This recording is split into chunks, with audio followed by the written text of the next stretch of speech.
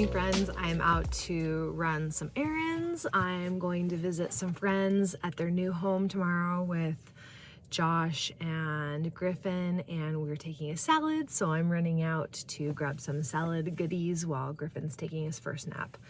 I wanted to share something awesome that happened last night. So a couple of my really good friends are getting married today, and so they had their rehearsal dinner last night, which we went to, and I met someone amazing in the herbal world, Rosemary Gladstar. So I don't know if you're familiar with her, but if you've done any Googling on herbalism books or schools, you probably have come across her name. She's a big teacher in the herbal world. She founded the first herbal school in California in the 70s.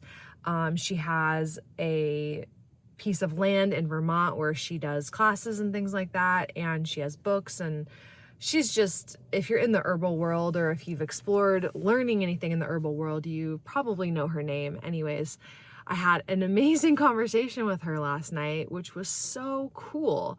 I shared about the podcast and what I've been doing on this YouTube channel, and she was super excited and supportive. And she shared something really cool, which I hadn't really ever thought about herbs in this way. And so I just kind of wanted to share it with you and even just integrate it myself by talking about it, which is that essentially that the herbs and the plants are alive beings, which of course they are. But she talked about the plants and our relationship with the plants as though like we are the soldiers of, like, we are soldiers for the plants. Like the plants are calling us to work with them so that we can go out and use them and reconnect with and heal the earth.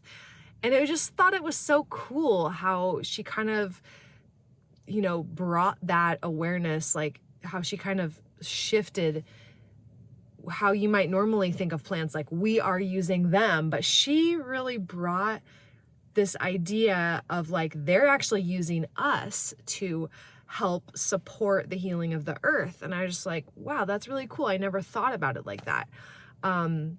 So I just wanted to bring that awareness to you and like thinking about plants really in more of a way that they have a consciousness and they are calling to us. Like if you are feeling called to work with herbs in some capacity, that is because they are calling you into that and not you are calling for them.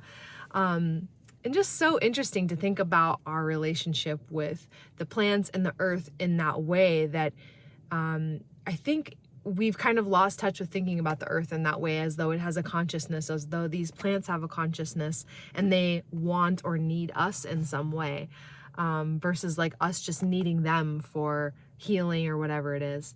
The other thing that was really cool that she shared was how basically that you can use any herbal plant or any plant, but specifically we're talking about herbs, you can use it in a way that you would use some of these more intense healing plants. Like if you're familiar with like ayahuasca or combo even, or psilocybin even, that these are plants that people use to have, journeys and go deeply within and get some sort of message or just tune into the frequency of the plant with some sort of a healing intention. She was like, people use these really intense medicinal plants for that, but you can use really gentle plants to do the exact same thing. Like you could have a ceremony with chamomile or peppermint or whatever it is. You could set up a ceremony similar to the way that you might set up an ayahuasca ceremony or a psilocybin ceremony, and just kind of cleanse your body of, eating a lot of food and, sip a tea, for example, and feel the energy of the plant. You could even receive messages from the plant through just sort of, doing a diet where you're not eating a lot that day, and then ingesting a bit of the plant with your intention to communicate with it, to receive messages from it, to receive healing from it even.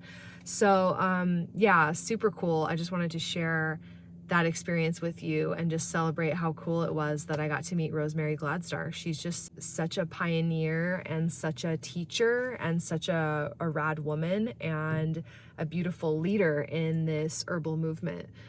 So I just wanted to share that and celebrate that with you. I'm gonna head into the grocery store and pick up some goodies for my salad.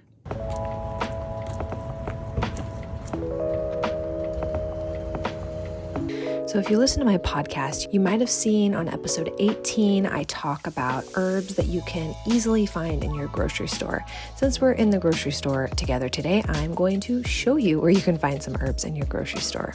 Here we are in the fresh produce section where you can usually find fresh herbs like thyme, rosemary, sage, ginger, turmeric, and probably some others. You can also go into your tea section, look for teas like ginger, peppermint, lavender. Here they have nettle and dandelion, which is pretty awesome, and many, many more. Make sure also that you're always reaching for organic when possible. And then the other place that you can look is your spices section. There's so many here: cinnamon, nutmeg, rosemary, turmeric, and on and on and on.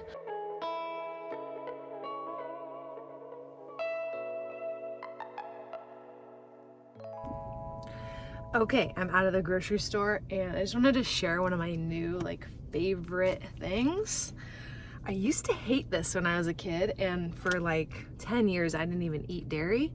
But after I did a parasite cleanse, I'm totally able to eat dairy again. So I got this cottage cheese. It's organic whole milk cottage cheese, pasture raised, and I love it. It's so good. I put it on top of sourdough bread with some avocado.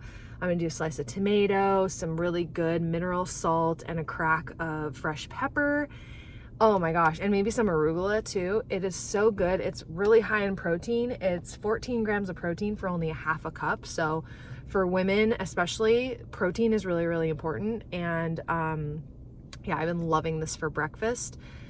I don't know what it is, but it tastes so good. And a lot of the people I've been following on YouTube, like Health Nut Nutrition, she's really into cottage cheese right now. So I tried it again because I was like, I'm gonna try that.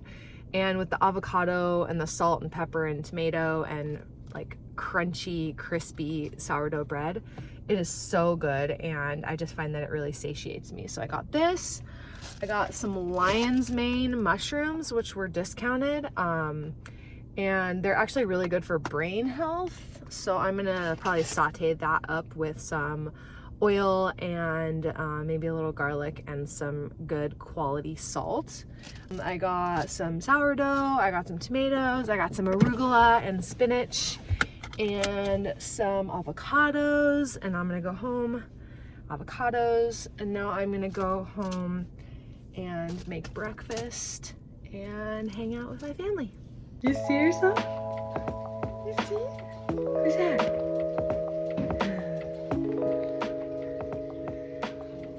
Who's this? Who's that, Griffey? It's Griffey's.